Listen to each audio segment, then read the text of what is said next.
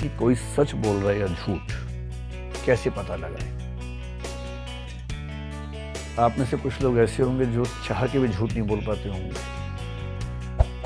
बोलते होंगे तो उनके चेहरे पर ऐसा भाव आ जाता होगा कि झूठ बोल छिपा ही नहीं पाते हैं। ऐसे लोगों के बारे में एक बहुत प्रसिद्ध कवि हरिवंश राय बच्चन, आपने नाम सुना होगा,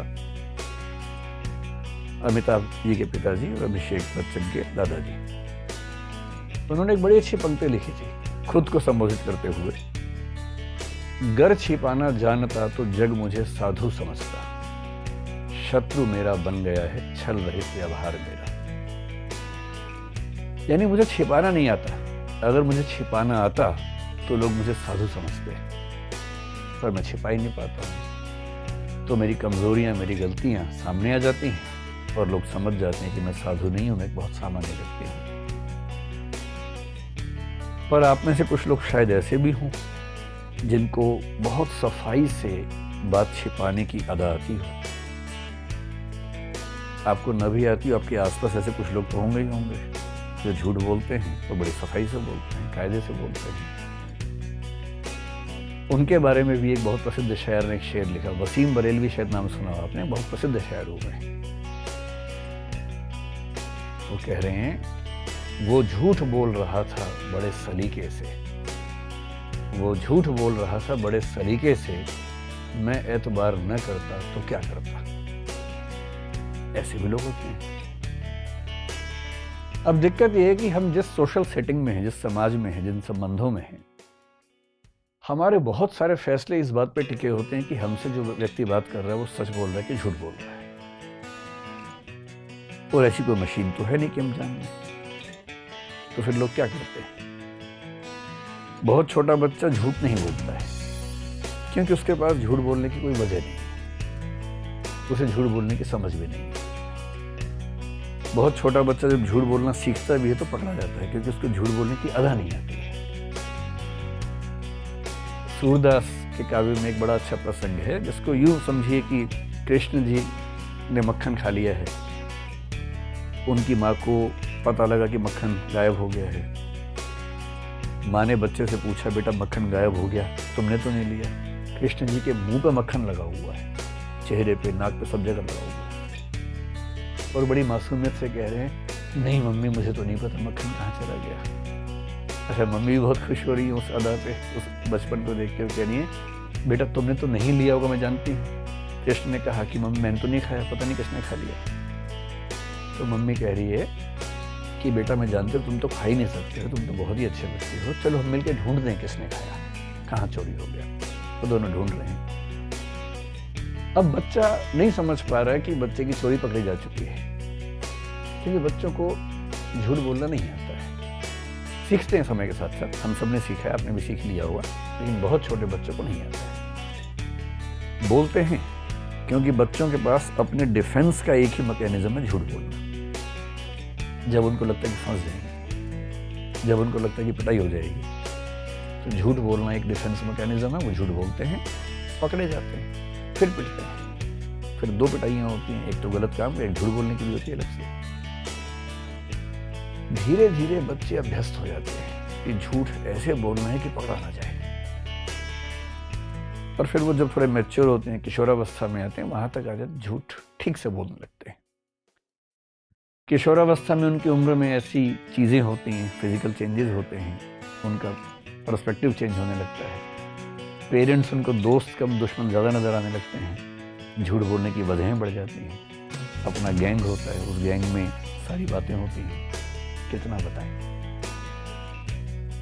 तो जरूरत पड़ने पर, अगर पेरेंट्स बहुत अच्छे हैं तो झूठ की जरूरत नहीं, टीचर्स बहुत अच्छे हैं तो झूठ की जरूरत नहीं पड़ती है।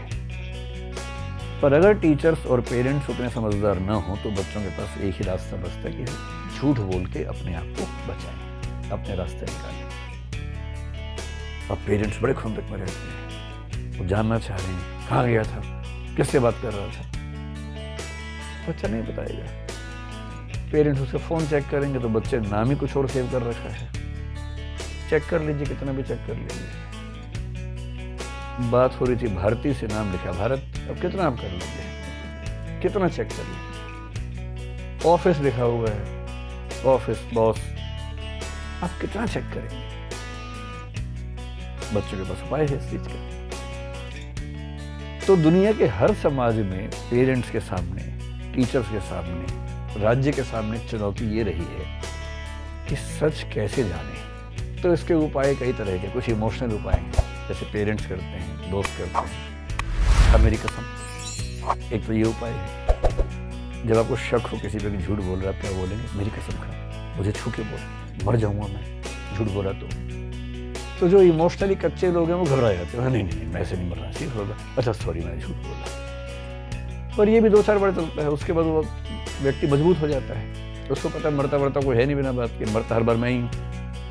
फिर अगली बार वो बोलता है कि कसम से, तेरी कसम, सिर पे हाथ रख, तेरी कसम, और उसे फर्क ही नहीं पड़ रहा, इतना सफाई से झूठ बोल रहा है, बस सामने वाला बोलता है कसम तो झूठी नहीं खाएगा, तो इसका मतलब सच है, भरोसा कर लिया। कुछ लोग और करते हैं कि अगर तू झूठ बोल रहा है तो ये जो मिर्च है इसमें धुआं निकलेगा, आग लगाएंगे तो नहीं तो धुआं नहीं निकलेगा, कुछ ऐसे उपाय करते हैं। चाइना में एक उपाय ये किया गया जिसको आप पॉलीग्राफ का पहला एग्जाम्पल दुनिया का मान सकते हैं, कि जो अभियुक्त है उसको कच्चा चावल खिलाते थे, और कंसेप्ट ये था कि जब हम डरे होते हैं तो हमारे मुंह में सलाइवा यानी कि लार नहीं बनती है, और अगर कोई झूठ बोलेगा तो डरेगा तो सलाइवा नहीं बनेगा, सलाइवा नहीं बनेगा तो जो कच्चा चावल चबाया है वो सूखा रह जाएगा, और लार बन गई तो इसका मतलब डर नहीं रहा था मतलब सच बोल रहा था। बहुत ट्रेडिशनल उपाय है, बहुत मीनिंगफुल नहीं है, लेकिन हाँ ऐसा होता था गाँवों में। अब पुलिस क्या करे? पुलिस को हजारों लाखों करोड़ों मामले सुलझाने हैं, बहुत सारे क्रिमिनल केसेस होते हैं, कुछ सिविल केसेस होते हैं। तो सिविल से तो पुलिस का ज़्यादा लेना देना नहीं है, पर क्रिमिनल तो ही। क्रिमिनल का मतलब जिसमें हत्या हो, कोई चोरी हो, डकैती हो, बलात्कार हो, वो सब क्रिमिनल केसेस हुए। अब पुलिस के पास तरीका एक तो ये है कि वो लोगों से पूछे क्या हुआ था, बताओ भाई, नोट करे। पर जो व्यक्ति पुलिस के पास गया है, यदि पहली बार अपराध किया है और बहुत इनोसेंट व्यक्ति है, गलती से हो गया, तो फिर भी हो सकता है कि बातचीत में बता दे कि मुझसे गलती हुई। और जो घाघ है, जो अभ्यस्त है, हैबिचुअल है, उसको अच्छे से पता है कि पुलिस कुछ भी पूछ ले, क्या बोलना है क्या नहीं बोलना है। पुलिस पूछ के मर जाएगी, लेकिन मामला साफ हो नहीं पाएगा। फिर पुलिस क्या करती है? पुलिस अपने तरीके पे आ जाती है, 3rd डिग्री।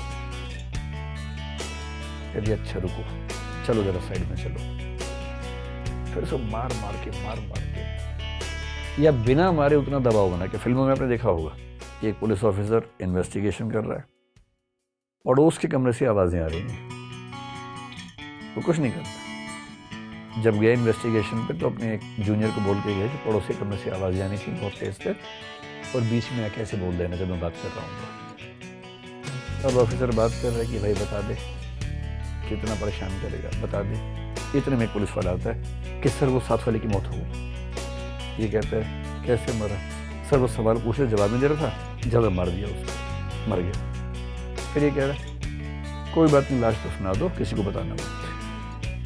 फिर से पूछते, हाँ भाई बताएगा? हाथ नहीं लगाया है, टच भी नहीं किया है। लेकिन इतना सुनने के बाद बड़े बड़े लोग बता देते हैं, कई तो ऐसे भी कि ना भी किया तो भी बता देते हैं कि हाँ मैंने चोरी की थी भाई, 2 महीने जेल में रह लूंगा, कम से कम मरूंगा तो नहीं। तो ये भी खतरा होता है। और ऐसे बहुत जोक्स चलते हैं। एक जोक मैंने सुना था बहुत पहले, था तो भारत के 3 राज्यों के बारे में, तो मैं 3 देश कर देता हूँ। विदेशों के बारे में बोलते रहिए, कोई दिक्कत नहीं है, देश के अंदर बोलना मुश्किल है। तो इमेजिन कीजिए कि जापान, चीन और नॉर्थ कोरिया में कंपटीशन है। एक व्यक्ति गुम हो गया है, उसे ढूंढना है पुलिस को। पहले जापान को चांस मिला, जापान ने 7 दिन लगा दिए। कैसे किया? सारे सैटेलाइट, उसका फ़ोन ट्रैक किया, और जो उसकी लोकेशन है वो सब ट्रैक करके फिर पूछताछ करके आखिरकार उसको ढूंढ लिया। करीब 6-7 दिन लग गए। चाइना ने कहा ये कोई तरीका हुआ, हम तो बहुत जल्दी कर देते हैं। फिर चाइना के पास केस गया, उसने 2 दिन में ढूंढ लिया। तो कैसे ढूंढा? जो आदमी गुम हुआ था उससे सारे रिश्तेदारों को उठवा लिया, वो रिश्तेदारों को बंद करके इतना पीटा कि नहीं बताओ तो मार देंगे। अंत में किसी ने बता दिया, ढूंढ के ले, 2 दिन में हो गया काम। फिर केस नॉर्थ कोरिया गया, नॉर्थ कोरिया ने 1 घंटे में सॉल्व कर दिया। कैसे किया?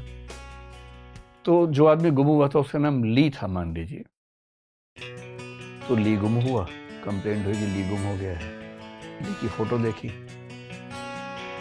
उसी शक्ल का आदमी ढूंढा एक और, उसको पकड़ा, खूब कस के पीटा, बोल तू ली है, बोल तू ली है, और 2 घंटे बोला हाँ मैं ली हूं, और कैमरे के सामने दिखा दिया कि ली पाया गया, इसकी शक्ल थोड़ी बदल गई है पर यह है ली ही, इसी से पूछ लो। बोला हाँ मैं ली हूं, क्योंकि उसको पता वरना पीटूंगा और ज्यादा। तो इन्वेस्टिगेशन के प्रोसेस में 3rd डिग्री का मतलब ये होता है कि किसी को मार पीट के या बिना मारे पीटे ऐसा दबाव बना के जिस दबाव को वो झेल ना पाए। कभी कभी ये भी होता है कि पड़ोस की जगह से आवाज़ ये नहीं आती कि मर गया, फिर क्या होता है किससे पूछने की, देख भाई बता दे,